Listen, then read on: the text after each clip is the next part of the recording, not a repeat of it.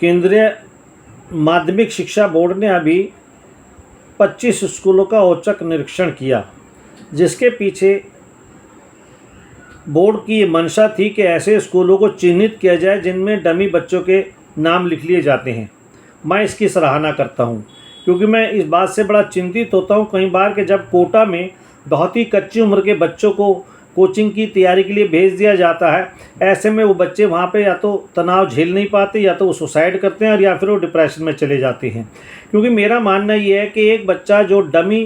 Candidate के तौर पर स्कूल में अपना नाम लिखाता है, उसको स्कूल का भी दबाव होता है, साथ ही वहाँ कोचिंग सेंटर का भी दबाव होता है, घर से दूर जाने का यह भी दबाव होता है। तो इसके लिए ये सीबीएसई का प्रयास सराहनीय है। पर इस सरकार को इस बात को भी ध्यान रखना चाहिए, सीबीएसई को इस बात को भी ध्यान रखना चाहिए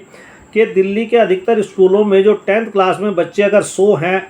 और वो 11th में जाकर 150 हो जाते हैं, 200 हो जाते हैं, 250 हो जाते हैं, तो वो ऑब्जेक्शनेबल मैं इसलिए नहीं मानता कि दिल्ली में बहुत सारे ऐसे स्कूल हैं जो 10वीं तक सीबीएसई से एफिलेटेड है, और उनके बच्चे जब 10वीं तक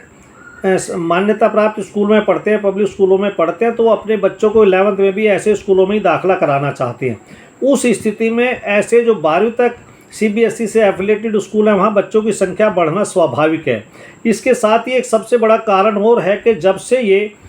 राइट टू एजुकेशन एक्ट है, इसके तहत बहुत सारे बच्चे ऐसे हैं जो दिल्ली में दाखिला नहीं मिल पाता,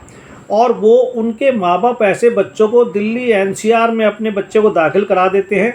और 11वीं क्लास में उस बच्चे का उनका प्रयास होता है कि उसको दिल्ली के किसी स्कूल में एडमिट कराया जाए। क्योंकि दिल्ली में बीटेक वगैरह की आईपी यूनिवर्सिटी की जो 85% सीटें दिल्ली के बच्चों के लिए रिज़र्व हैं। तो ऐसी स्थिति में दिल्ली में चलने वाले 12वीं तक के पब्लिक स्कूलों में बच्चों की संख्या बढ़ना स्वाभाविक है। इसको मैं किसी भी हालत में ऑब्जेक्शनेबल नहीं मानता। सरकार अगर इसके बारे में गंभीरता से विचार करे और ये रास्ता निकाले कि क्यों इस प्रकार से 11th और 12th में बच्चों की संख्या बढ़ती है, तो निश्चित रूप से उन हज़ारों बच्चों को फ़ायदा होगा जो सरकार की गलत नीतियों के कारण अपने बच्चों को दिल्ली एनसीआर में एडमिट कराने के लिए मजबूर होते हैं। मैं RC Jain, Delhi state public school management association का प्रेसिडेंट।